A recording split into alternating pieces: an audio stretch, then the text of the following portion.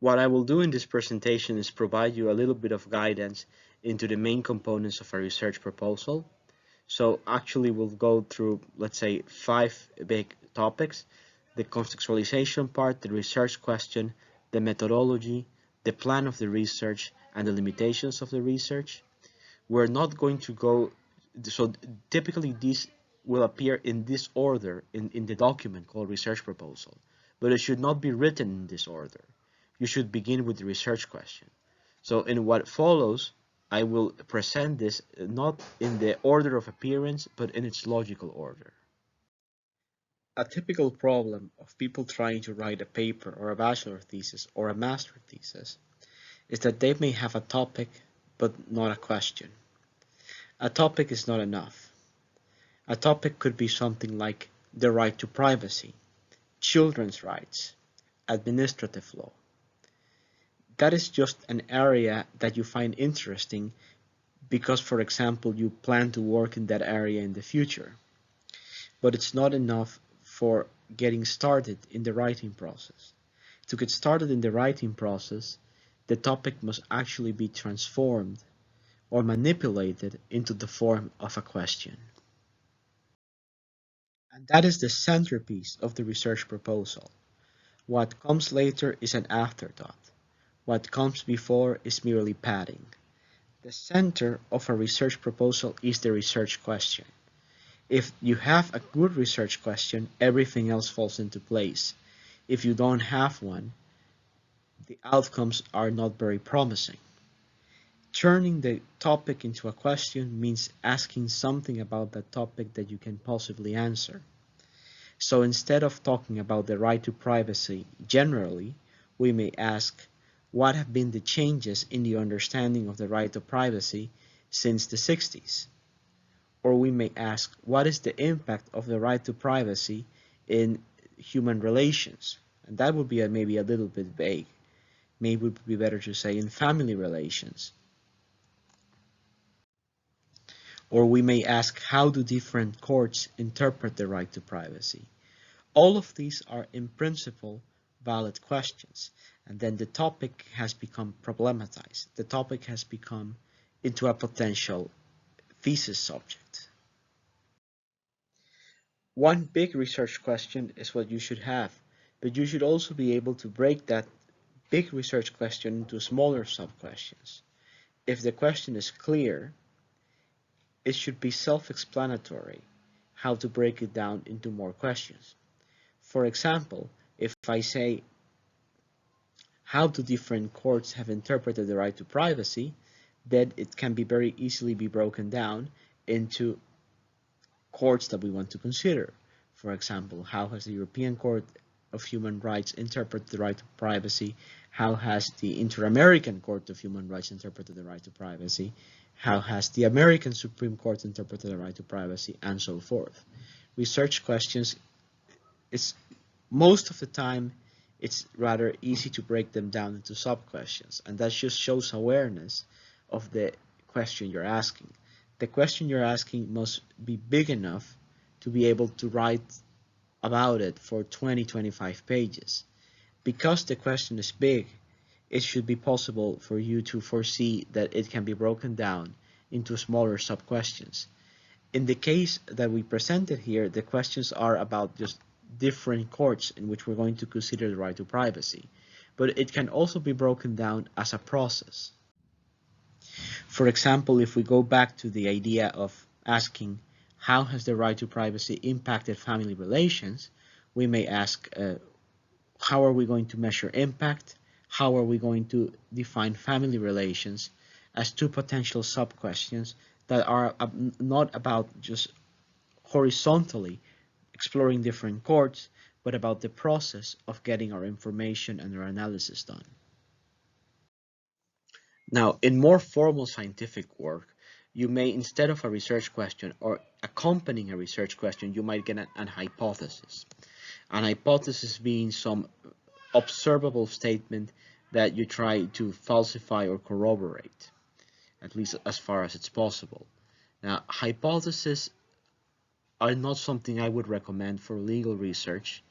I think a hypothesis is typically like something like an on-off switch. So do you prove that this remdesivir medicine reduces the duration of COVID sickness, or do you fail to prove it? So it's either yes or no. It's either you falsify the hypothesis or you don't. Whereas in legal research, typically you will end up giving much more nuanced answers.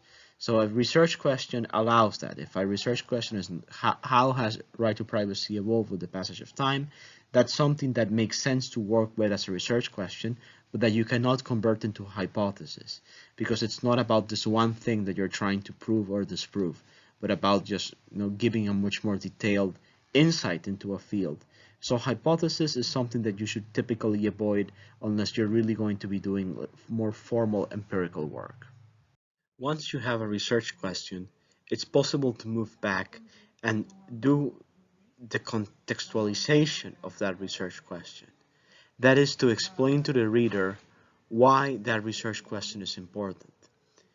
In the order in which a research proposal is presented, this is what you write first, directly below the title of your research proposal. But the logical order of finding about this is not the first step. It's a prior. There's a prior step, which is defining the research question. Now that you have the research question, go back and tell the reader why that question is important. This can be about the social importance of the question, and it can also be about the research importance. Ideally, it's both. So if I say I'm going to study how privacy has been interpreted by different courts, if that's my research question, I can go back and say why privacy is very important for modern societies.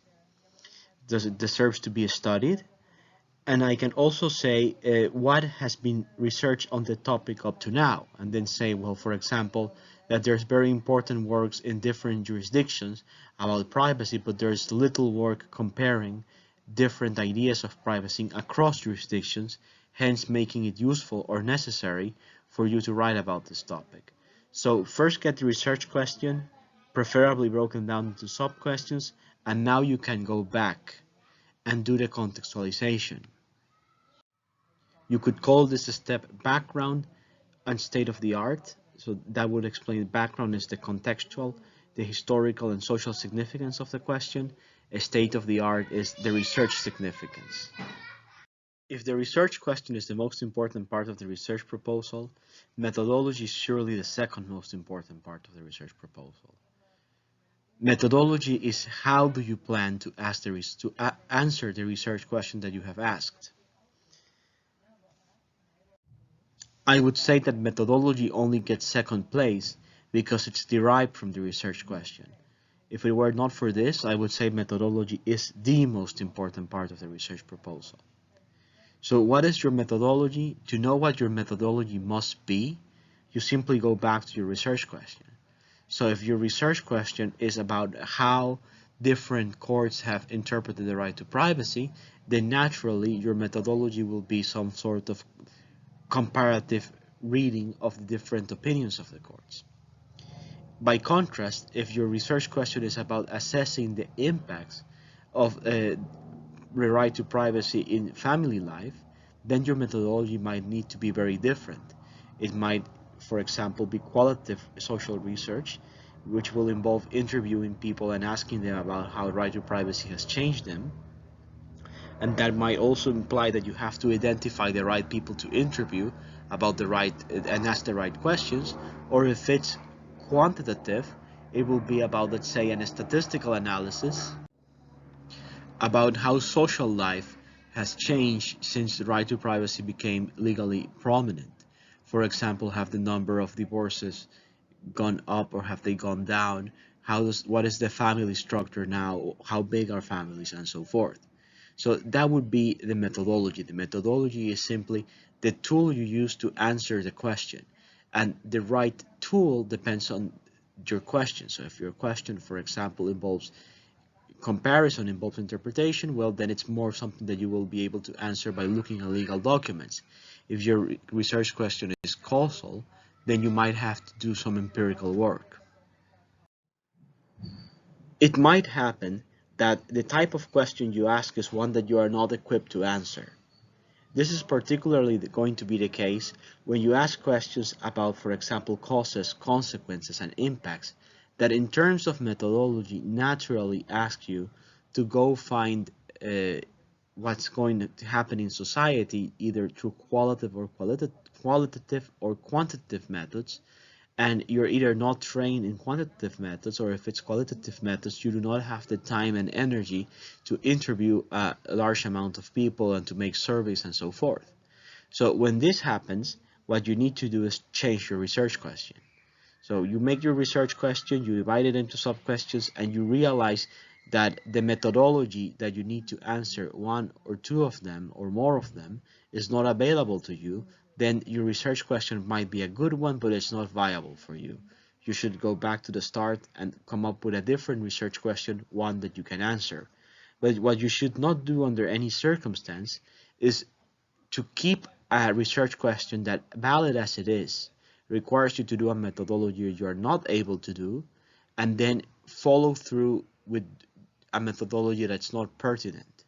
So for example, I've seen it happen quite frequently because talking about impact is very popular, it's very fashionable, to have a legal paper say that they will assess the impact of X, Y, and Z, and then what I get is simply a critical commentary of case law and legislation. This is not enough. Critical commentary of case law and legislation is pertinent to answer questions like, for example, what is the jurisprudence on the freedom of speech, or how has freedom of speech been interpreted by courts. But if you're trying to analyze impacts, it's simply not the right approach. And the acceptable thing to do, the correct thing to do when you realize that you don't have the tools to answer the question you're posing, is to go for a different question.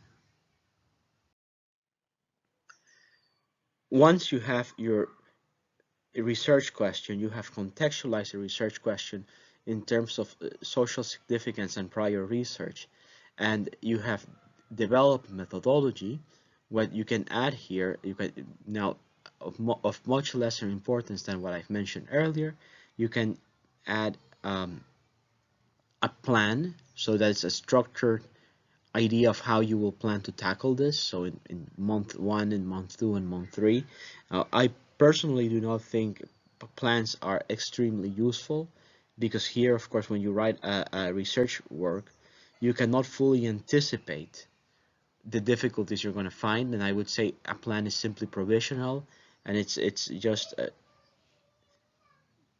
just an idea to keep you accountable for yourself if that's something that's useful for you. But it's no problem to just try to break it down, the task, into smaller tasks, and see what your expectation about completing it in a month, in 2 months, and so forth.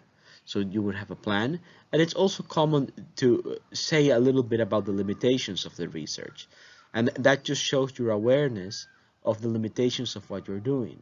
So for example, if we're going to talk about comparative work, then you may say, well, I will only be able to compare jurisdictions 1, 2, and 3 because my time is limited, and maybe jurisdictions 4, 5, and others could also be interesting, but we have to begin somewhere.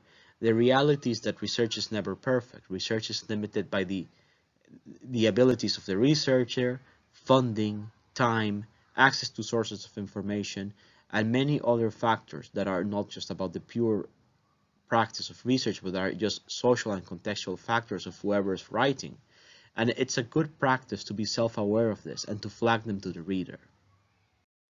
And this naturally leads me to my last point for now, and which is that how research should be evaluated, how a thesis should be evaluated.